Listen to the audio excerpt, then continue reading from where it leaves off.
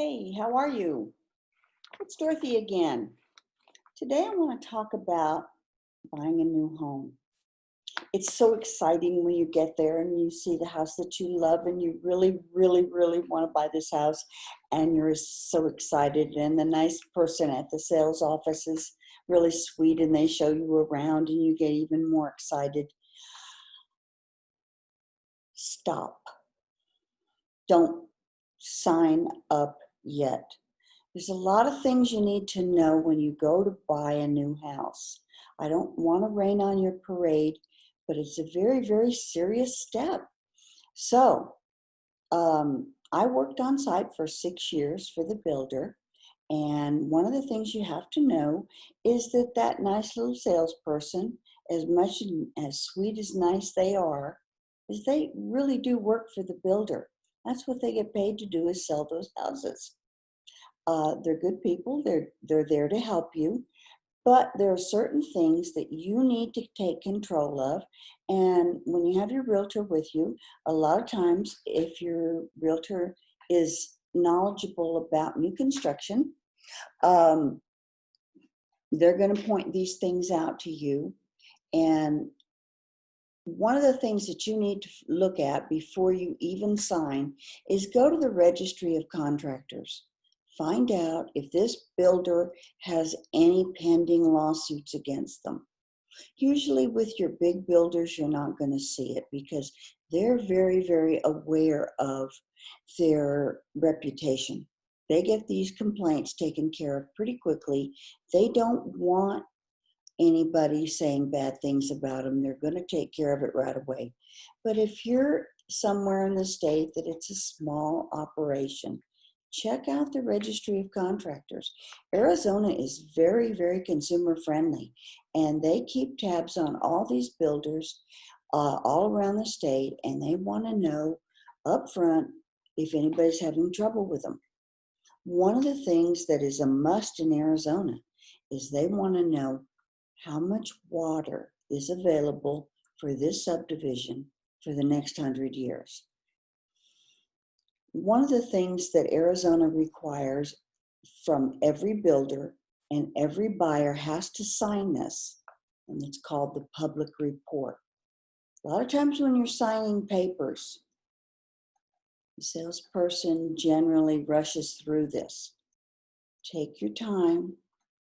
Even if you have to stop whatever you're doing, take your time, ask them if you can go in the next room and read the public report. After you've bought the house, it's too late. When you go to sell your home, the agent always makes you sign a seller's property disclosure notice. This is the builder's notice of what's in the area, what's wrong with the house, or what's wrong with the subdivision, anything they know about this community. They have to disclose it to you. Where do they get the electricity? Is it in a flight path? Have they done soil tests? Anything that they know about this area, they have to disclose it to you, and you have to sign it. If they don't, they know that you can cancel that contract 3 years, up to 3 years afterwards. So you make sure that you read that public report, because that's your ticket. If you don't like this community, they're going to tell you everything about it, and then you're going to get to know up front whether or not you really want to purchase there.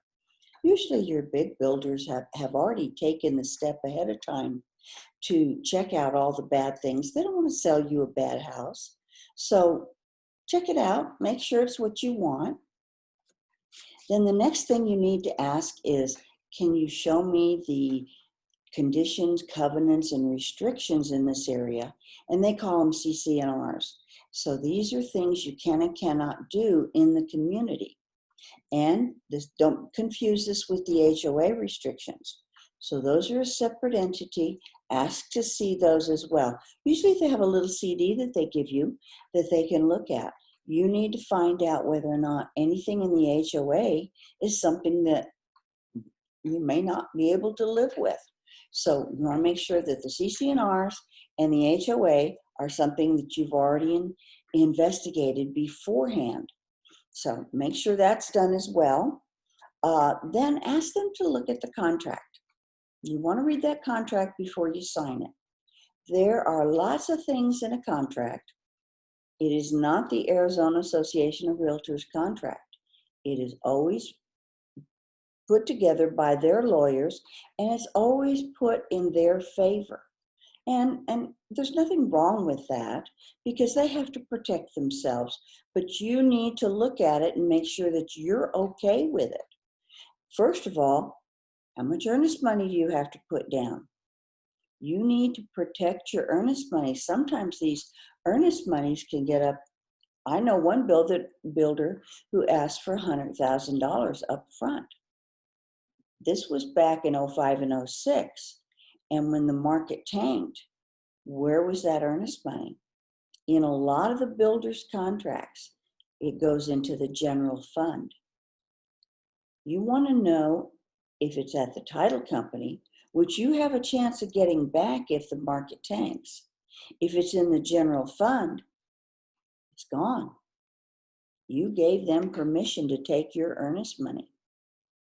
If it's in the title company gets to decide where that earnest money goes. The next thing is there a financing contingency? Okay, you go through all of this, and what if something catastrophic happens between now and the next 8 months between your spouse, or your employment, whatever happens? Is there a financing contingency? If there is a financing contingency, that basically means that if you don't get approved for the loan, then your earnest money comes back. If there is no financing contingency, guess what? They keep your earnest money. You need to find out if that financing contingency is there. What if the house doesn't appraise? Is there an appraisal contingency? If he builds the house and you put everything all up there and the appraiser comes along and says, too bad it doesn't appraise, and you don't want to buy it and you don't have the cash to make up the difference, you don't get your earnest money back. So that's another thing that you need to be aware of. It doesn't mean you can't buy the house. It just means that you're aware that if it doesn't appraise, you have to come up with a difference in cash. So another thing that you need to be aware of, and this is all buyer beware. That's all it is. It doesn't mean you can't buy the house. It just means buyer beware. Then another thing, when is this house going to be finished? What if it's not finished and you've turned in your notice? What if you sold your house and you're ready to give it to your buyer and it's not ready? I worked with somebody last year that the builder kept saying it'll be ready in 30 days. Well, I need another 30-day extension, and then another 30-day extension. Well, basically, the builder ran out of money. He couldn't finish the house, and they were 6 months out from when the date of completion was. And it took him another 18 months to finish that house. Can you afford to wait around for that? So you need to find out when is a reasonable time for that house to be completed. If it isn't completed, what is the remedy? Can you get your money back? Can you charge him daily? Usually in the contracts, they say if you're not ready to close on time, they're going to charge you so many dollars per day. Is the reverse true? Can you charge him money every day? So just a few thoughts on my part, because I've seen all these things happen. I know how this works. And if there's anything that you have questions about, don't hesitate to call me. I've been doing this forever. Over 35 years, I've been doing this business. And I know, especially new construction, I worked new construction for many years, both on the production side and the custom home side. So I'd be more than happy to help you out. And my name's Dorothy, and my phone number is 480 251-7380. And I'm with Coldwell Banker. So anytime you want to call, talk to me about something, please give me a holler. Thanks a lot for listening, and I'll talk to you soon. Bye now.